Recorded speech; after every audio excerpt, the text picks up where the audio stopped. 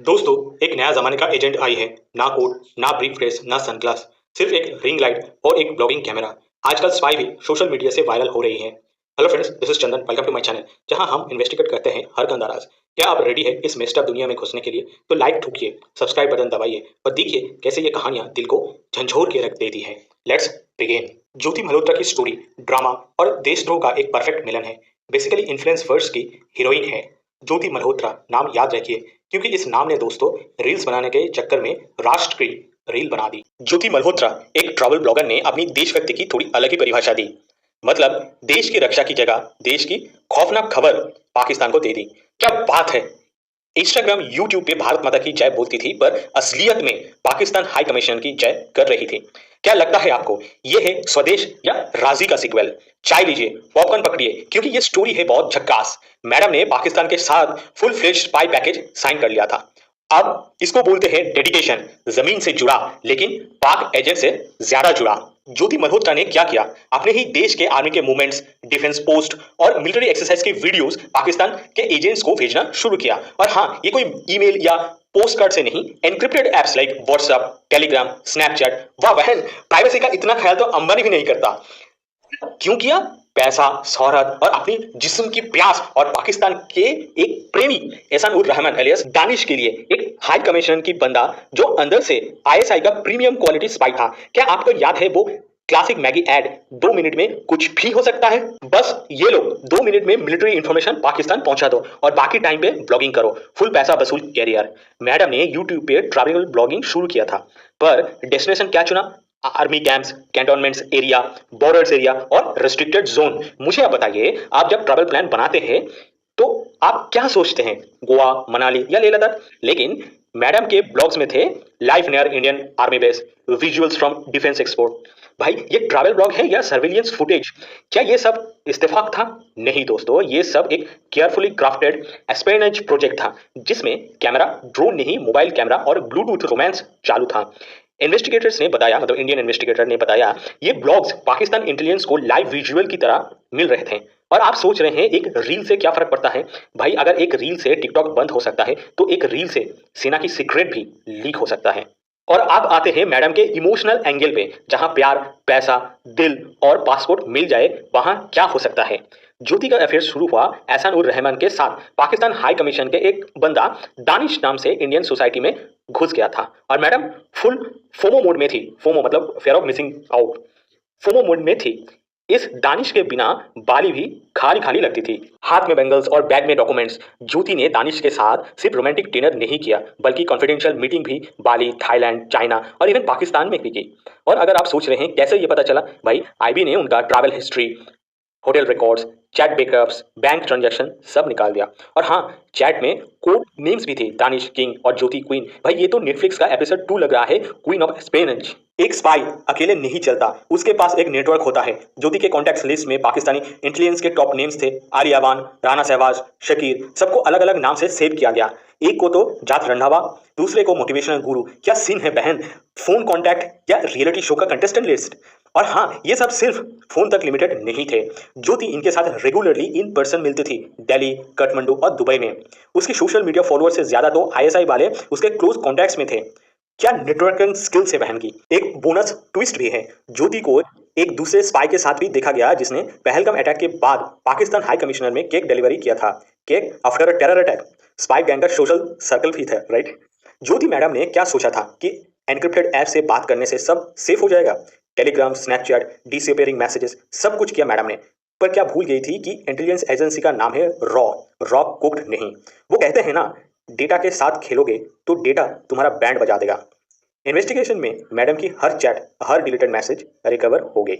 उन्होंने code word use किया, हलवा मतलब आर्मी पोस्ट, मिर्ची मतलब सर्विलियंस। व कोडिंग तो पाइथन से भी एडवांस लग रही थी, पर भूल गई थी कि हलवा हो या मिर्ची, दोनों का टेस्ट रॉ ऑफिसर्स पे वेस्ट नहीं जाता। ज्योति की लाइफस्टाइल सबको कंफ्यूज कर रही थी। मिडिल क्लास बैकग्राउंड पर लाइफस्टाइल कॉफी विद करण जैसा। बिजनेस क्लास की tickets, foreign trips, designer bags, 5 star hotel में स्टे और वीकेंड गेटवे बाली, मलेशिया, चाइना में। इनकम क्या थी मैडम की? YouTube earnings. भाई यूट्यूब से तो लोग रिंग लाइट भी ईएमआई पे लेते हैं, और ये मैडम तो पेरिस दुबई घूम रही थी। इन्वेस्टिगेटर्स ने कहा ये पैसा पाकिस्तानी हैंडल से आ रहा था। डायरेक्ट ट्रांसफर, क्रिप्टिक ट्रांजैक्शंस और कैश गिफ्ट, मतलब फुल स्केल फंडिंग जैसे इलेक्शन कैंपेन में होती है। सबका साथ सबका विनाश, ये स्लोगन लग रहा था मैडम के बैंक अकाउंट देख के। बेसिकली पैसा बोलता है जब सोर्स पाकिस्तानी हो। सोशल मीडिया सिर्फ डांस वीडियो के लिए नहीं होता है। इस बात का सबसे बड़ा मिसयूज किया ज्योति मल्होत्रा ने। उसके यूट्यूब और इंस्टा हैंडल्स पे ऐसा कंटेंट था जिसमें पाकिस्तान की इमेज को सॉफ्ट, लवेबल और मॉडर्न दिखाया गया। Pakistan is misunderstood, Indian army needs to be less aggressive type का प्रोपेगेंडा। ये सब आईएसआई के स्क्रिप्ट से चलता था, और Jyoti madam full anchor mode में परफॉर्म करती थी। मतलब देश में जो देशद्रोही कंटेंट बनाना है उसके लिए कोई कास्टिंग डायरेक्टर नहीं चाहिए, एक यूट्यूबर्स और एक आईएसआई हैंडल का व्हाट्सएप चैट ही काफी है। देश के दुश्मन का डिजिटल अवतार। आज एक सवाल सीधा दिल पे मार रहा है, देशद्रोह करने वाले में फर्क क्या है? एक ने AK-47 उठाई, दूसरे ने आईफोन 14 प्रो मैक्स।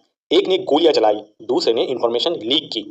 एक ने मुंबई में खून बहाया, दूसरे ने इंस्टाग्राम पे देश बेच दिया। नाम अलग, काम एक, terrorism. Ajmal Kasab the arm terrorist, Jyoti Malhotra the undercover Pakistani ISI होंडा शेरने टेररिस्ट। और टेररिस्ट टेररिस्ट होता है चाहे वो ब्रांडेड लहंगा या बिकिनी पहने, या चाहे बुलेट्स चलाए या व्लॉग बनाए। अजमल कसाब ने जो किया वो दुनिया ने देखा। बंदूक उठाई, लोगों को मार डाला, बॉम्बे के सड़कों पे लाश बिछा दी, सबने बोला टेररिस्ट। लेकिन ज्योति मल्होत्रा इंस्टाग्राम पे क्यूट कैप्शन, वंडरलास्ट रील्स और सीक्रेटली पाकिस्तान को इंडियन आर्मी के सीक्रेट्स भेजती थी। एक ने देख कर मारा, दूसरे ने मुस्कुरा के मारा। भाई मारने का स्टाइल अलग हो सकता है, नियत तो दोनों की एक ही थी, भारत को टुकड़े टुकड़े करना। कसाब ने खून किया, ज्योति ने भरोसा मारा। टेररिज्म सिर्फ बॉडी काउंट में नहीं होता। जब आप अपने ही देश के खिलाफ इंफॉर्मेशन बेच रहे थे तो आप भी कसाब के बराबर खड़े होते हैं। अजमल कसाब समुंदर पार से चुपके से आया, छुपी थी हेट्रेड की भूख। ज्योति मल्होत्रा अपने कंट्री का पासपोर्ट लेके पाकिस्तान प्रेमी के साथ बाली घूम रही थी। कसाब ने बॉर्डर तोड़ दिया और ये मैडम ने लॉयल्टी तोड़ दी। कसाब ने बॉर्डर क्रॉस किया, ज्योति ने लॉयल्टी क्रॉस की। मुझे फर्क नहीं पड़ता किस साइड से गोली चलती है, अगर निशाने में मेरा देश है तो हर गोली, हर इंफॉर्मेंट, हर सुपारी एक ही जाति के है, वो है टेररिस्ट। अजमल कसाब ने हाथ में AK-47 उठाई थी, ज्योति ने स्नैपचैट, टेलीग्राम और व्हाट्सएप। क्या फर्क है भाई?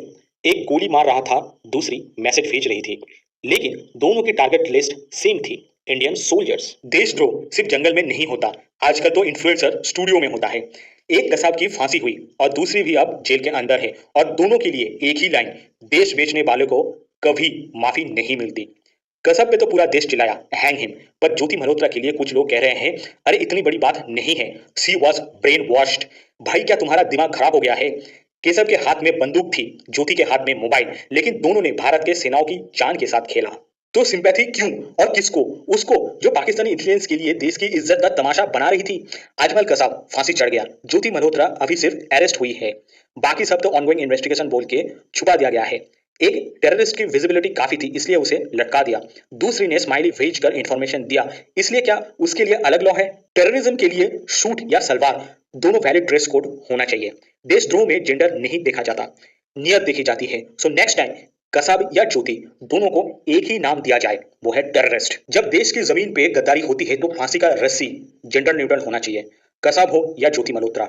भारत के साथ गद्दारी करेगा तो मिलेगा सिर्फ एक ही जवाब, गेम ओवर। तो दोस्तों, आप जब पूरा सच सामने आ गया है तो एक सवाल बनता है, क्या सब इन्फ्लुएंसर इनोसेंट होते हैं? नहीं भाई, सब नहीं, कुछ लोग रिंग लाइट के नीचे रॉ का कैमरा चुरा लेते हैं। ज्योति मल्होत्रा का केस एक मास्टर क्लास है कि कैसे सोशल मीडिया, प्यार और पैसा का यूज करके एक इंडियन सिटीजन पाकिस्तानी स्पाई बन सकती है। आप क्रोनोलॉजी समझे, पहले अफेयर्स, फिर ट्रैवल, फिर एनक्रिप्टेड चैट्स, फिर डिफेंस इंफॉर्मेशन लीक और फिर ब्लॉग्स के थ्रू प्रोपेगेंडा।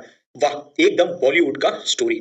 बस फर्क सिर्फ इतना था, विलेन के हाथ में बंदूक नहीं थी, आईफोन 14 प्रो मैक्स था। और एंड में क्या मिला? अरेस्ट, इंटरोगेशन और तेरी यादों में गुम हो गया हूं मैं टाइप का रिग्रेट। तो अगली बार जब कोई बोलता है लिंक्स इन बायो, गाइस तो पहले बैकग्राउंड चेक जरूर कर लेना।